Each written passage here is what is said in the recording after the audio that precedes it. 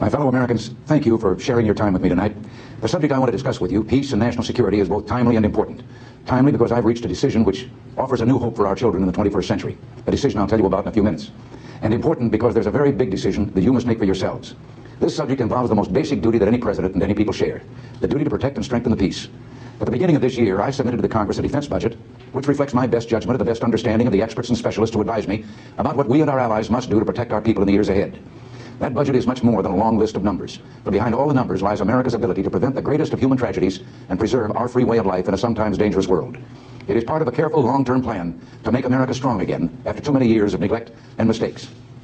Our efforts to rebuild America's defenses and strengthen the peace began 2 years ago when we requested a major increase in the defense program.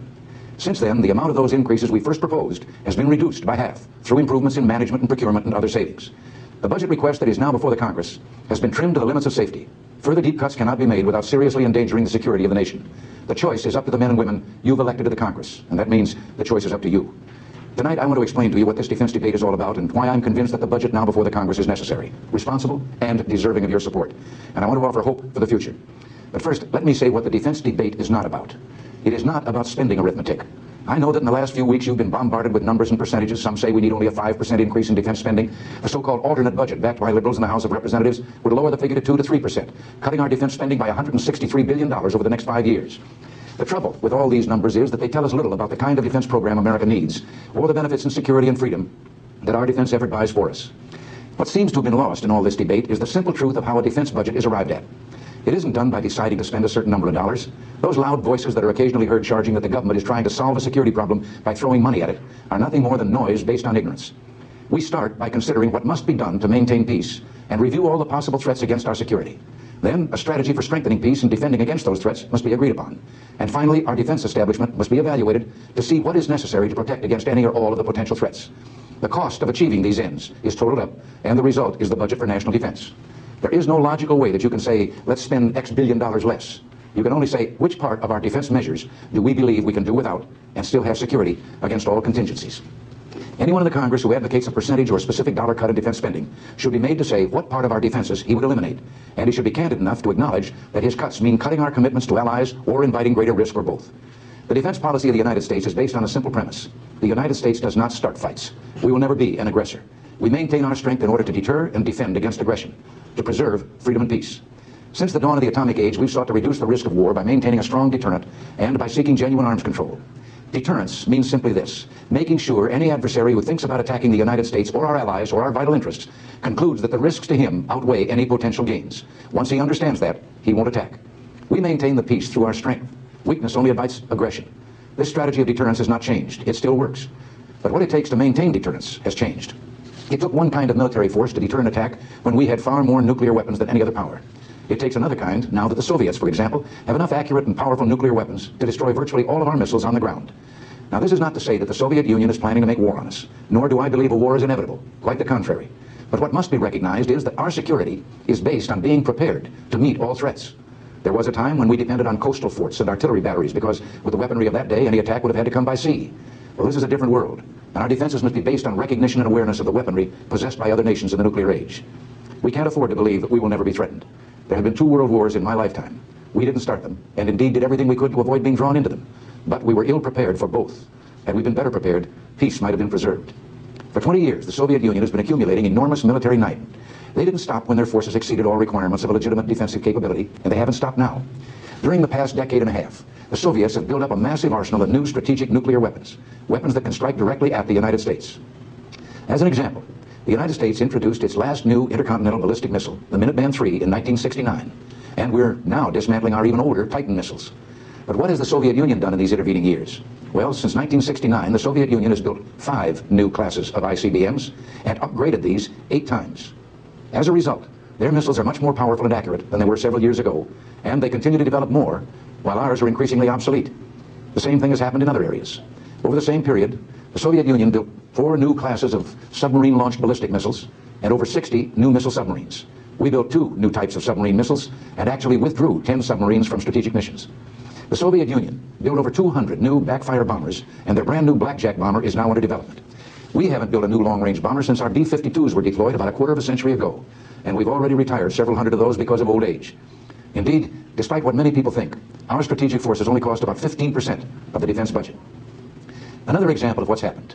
In 1978, the Soviets had 600 intermediate-range nuclear missiles based on land and were beginning to add the SS-20, a new, highly accurate mobile missile with 3 warheads. We had none. Since then, the Soviets have strengthened their lead. By the end of 1979, when Soviet leader Brezhnev declared a balance now exists, the Soviets had over 800 warheads. We still had none. A year ago this month, Mr. Brezhnev pledged a moratorium or freeze on SS-20 deployment. But by last August, their 800 warheads had become more than 1,200. We still had none, some freeze. At this time, Soviet Defense Minister Ustinov announced approximate parity of forces continues to exist, but the Soviets are still adding an average of 3 new warheads a week and now have 1,300. These warheads can reach their targets in a matter of a few minutes. We still have none. So far, it seems that the Soviet definition of parity is a box score of 1,300 to nothing in their favor. So, together with our NATO allies, we decided in 1979 to deploy new weapons beginning this year as a deterrent to their SS-20s and as an incentive to the Soviet Union to meet us in serious arms control negotiations. We will begin that deployment late this year. At the same time, however, we're willing to cancel our program if the Soviets will dismantle theirs. This is what we call a 0-0 plan. The Soviets are now at the negotiating table, and I think it's fair to say that without our planned deployments, they wouldn't be there. Now let's consider conventional forces. Since 1974, the United States has produced 3,050 tactical combat aircraft. By contrast, the Soviet Union has produced twice as many. When we look at attack submarines, the United States has produced 27, while the Soviet Union has produced 61. For armored vehicles, including tanks, we've produced 11,200. The Soviet Union has produced 54,000, nearly 5 to 1 in their favor. Finally, with artillery, we've produced 950 artillery and rocket launchers, while the Soviets have produced more than 13,000, a staggering 14 to 1 ratio. There was a time when we were able to offset superior Soviet numbers with higher quality. But today, they're building weapons as sophisticated and modern as our own. As the Soviets have increased their military power, they've been emboldened to extend that power. They're spreading their military influence in ways that can directly challenge our vital interests and those of our allies. The following aerial photographs, most of them secret until now, illustrate this point in a crucial area very close to home, Central America and the Caribbean Basin. They're not dramatic photographs, but I think they help give you a better understanding of what I'm talking about. This Soviet intelligence collection facility, less than 100 miles from our coast, is the largest of its kind in the world. The acres and acres of antenna fields and intelligence monitors are targeted on key U.S. military installations and sensitive activities. The installation in Lourdes, Cuba, is manned by 1,500 Soviet technicians, and the satellite ground station allows instant communications with Moscow. This 28-square-mile facility has grown by more than 60% in size and capability during the past decade.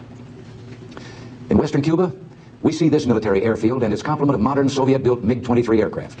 The Soviet Union uses this Cuban airfield for its own long-range reconnaissance missions, and earlier this month, 2 modern Soviet anti-submarine warfare aircraft began operating from it.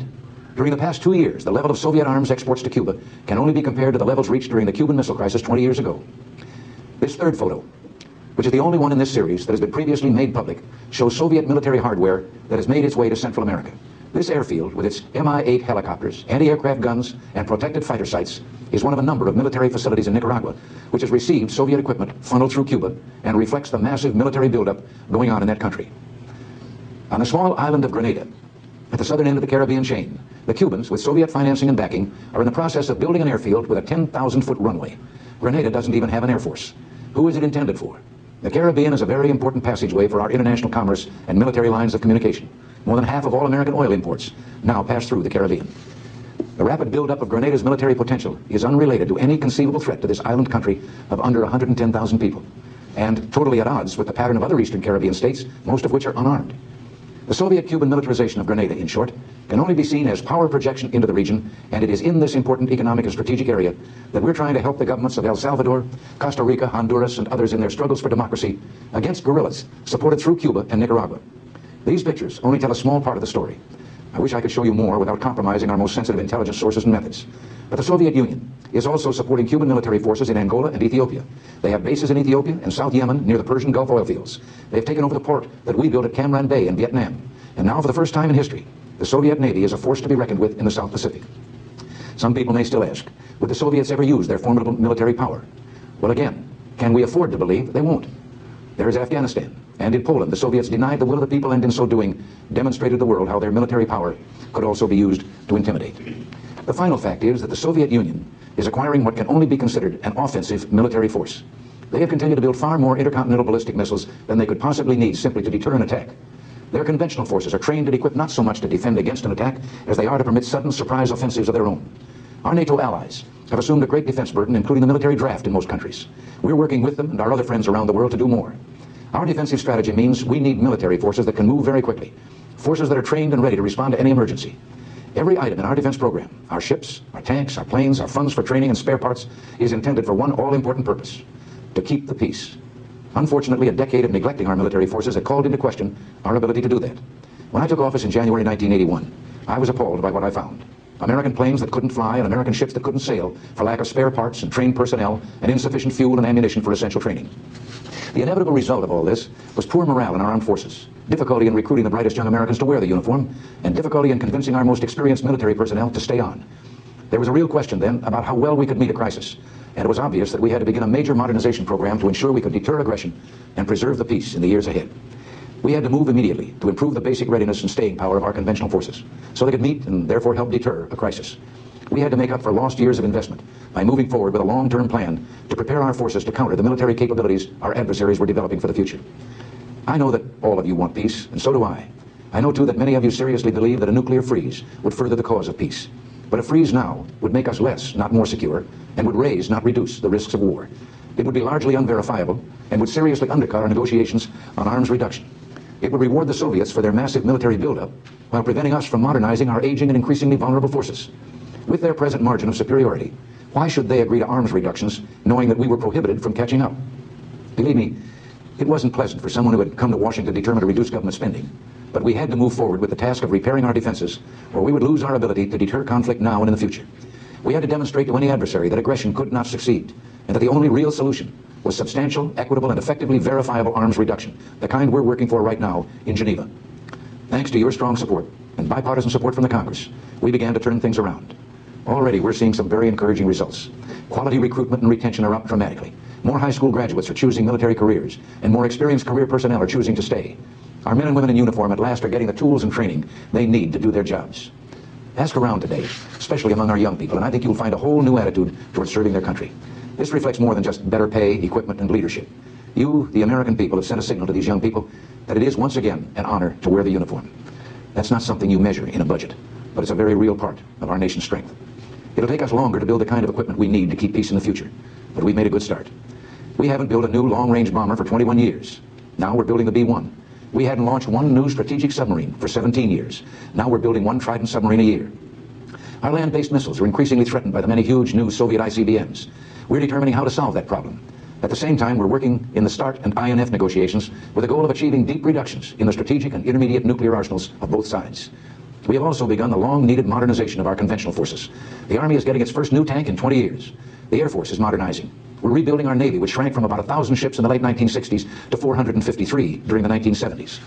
Our nation needs a superior Navy to support our military forces and vital interests overseas. We're now on the road to achieving a 600-ship Navy and increasing the amphibious capabilities of our Marines, who are now serving the cause of peace in Lebanon. And we're building a real capability to assist our friends in the vitally important Indian Ocean and Persian Gulf region. This adds up to a major effort, and it isn't cheap. It comes at a time when there are many other pressures on our budget, and when the American people have already had to make major sacrifices during the recession. But we must not be misled by those who would make defense once again the scapegoat of the federal budget. The fact is that in the past few decades, we have seen a dramatic shift in how we spend the taxpayer's dollar. Back in 1955, payments to individuals took up only about 20% of the federal budget. For nearly 3 decades, these payments steadily increased, and this year will account for 49% of the budget. By contrast, in 1955, defense took up more than half of the federal budget. By 1980, this spending had fallen to a low of 23%. Even with the increase that I am requesting this year, defense will still amount to only 28% of the budget. The calls for cutting back the defense budget come in nice, simple arithmetic. They're the same kind of talk that led the democracies to neglect their defenses in the 1930s and invited the tragedy of World War II. We must not let that grim chapter of history repeat itself through apathy or neglect. This is why I'm speaking to you tonight, to urge you to tell your senators and congressmen that you know we must continue to restore our military strength. If we stop in midstream, we will send a signal of decline, of lessened will, to friends and adversaries alike. Free people must, voluntarily, through open debate and democratic means, meet the challenge that totalitarians pose by compulsion. It's up to us, in our time, to choose and choose wisely between the hard but necessary task of preserving peace and freedom and the temptation to ignore our duty and blindly hope for the best while the enemies of freedom grow stronger day by day. The solution is well within our grasp, but to reach it, There is simply no alternative but to continue this year, in this budget, to provide the resources we need to preserve the peace and guarantee our freedom. Now, thus far tonight, I've shared with you my thoughts on the problems of national security we must face together. My predecessors in the Oval Office have appeared before you on other occasions to describe the threat posed by Soviet power and to propose steps to address that threat. But since the advent of nuclear weapons, those steps have been increasingly directed toward deterrence of aggression through the promise of retaliation. This approach to stability through offensive threat has worked. We and our allies have succeeded in preventing nuclear war for more than 3 decades. In recent months, however, my advisors, including in particular the Joint Chiefs of Staff, have underscored the necessity to break out of a future that relies solely on offensive retaliation for our security. Over the course of these discussions, I've become more and more deeply convinced that the human spirit must be capable of rising above dealing with other nations and human beings by threatening their existence. Feeling this way, I believe we must thoroughly examine every opportunity for reducing tensions and for introducing greater stability into the strategic calculus on both sides. One of the most important contributions we can make is, of course, to lower the level of all arms, and particularly nuclear arms. We're engaged right now in several negotiations with the Soviet Union to bring about a mutual reduction of weapons. I will report to you a week from tomorrow my thoughts on that score. But let me just say I'm totally committed to this course. If the Soviet Union will join with us in our effort to achieve major arms reduction, we will have succeeded in stabilizing the nuclear balance. Nevertheless, it will still be necessary to rely on the specter of retaliation, on mutual threat. And that's a sad commentary on the human condition. Wouldn't it be better to save lives than to avenge them? Are we not capable of demonstrating our peaceful intentions by applying all our abilities and our ingenuity to achieving a truly lasting stability? I think we are. Indeed, we must. After careful consultation with my advisors, including the Joint Chiefs of Staff, I believe there is a way. Let me share with you a vision of the future which offers hope. It is that we embark on a program to counter the awesome Soviet missile threat with measures that are defensive. Let us turn to the very strengths in technology that spawned our great industrial base and that have given us the quality of life we enjoy today.